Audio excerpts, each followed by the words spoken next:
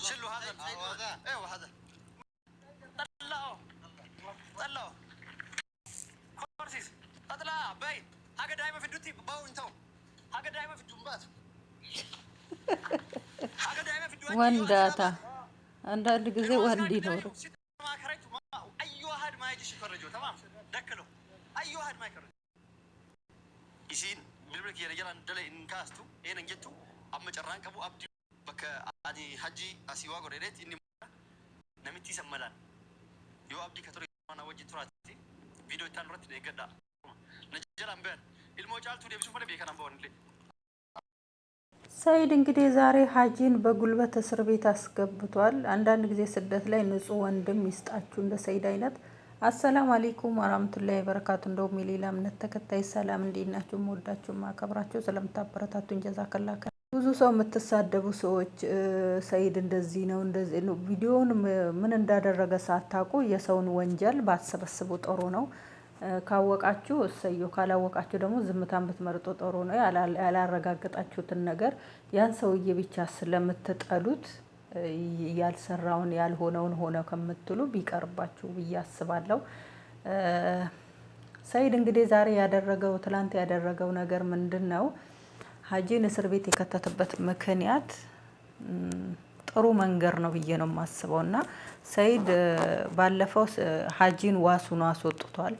ዋሱን ያስወጣው ምክንያት ደግሞ የመጀመሪያ ሚስት ልጅ አላት። ከሁለተኛ ሚስቱ ያው ሁለተኛ ሚስት እንዳላቸው ታውቃላችሁ።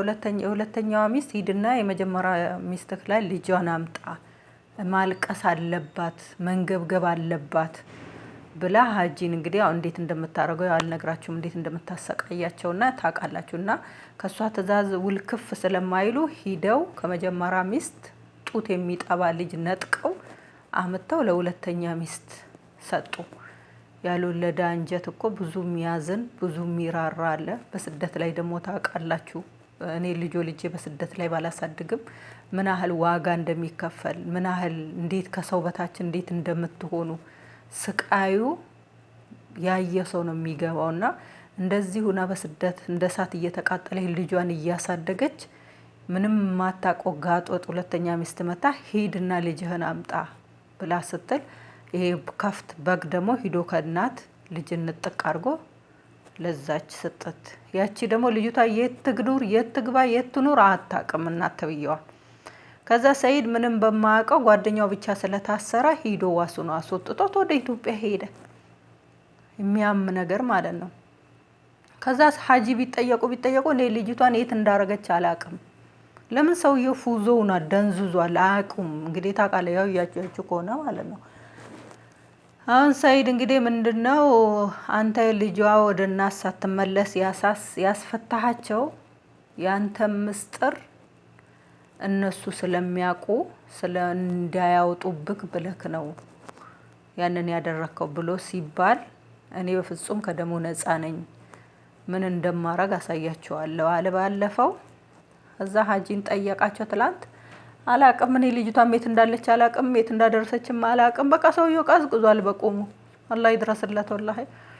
እና ሰይድ ደግሞ ጀለሶችን ቀጥሮ ነበረ። ከዛ በዛ የተነሳ እሳቸውም አላቅም ሲሉ በደግ አድርጎ እስር ቤት ከተተ። ተሸክሞ ነው ባጃጅ ላይ ያስገባውና እንግዲህ አንዳንድ ጊዜ እውነታው ይሄ ነው ብዬ ነው ምናግራችሁ። እንግዲህ እውነታው ይሄ ስለሆነ ይገባቸዋል ለሀጂ። ያው ያሳዝነውኛል። እኔ ቲሸርት ለብሰው ብርድ ነው እስር ቤት ታውቃላችሁ።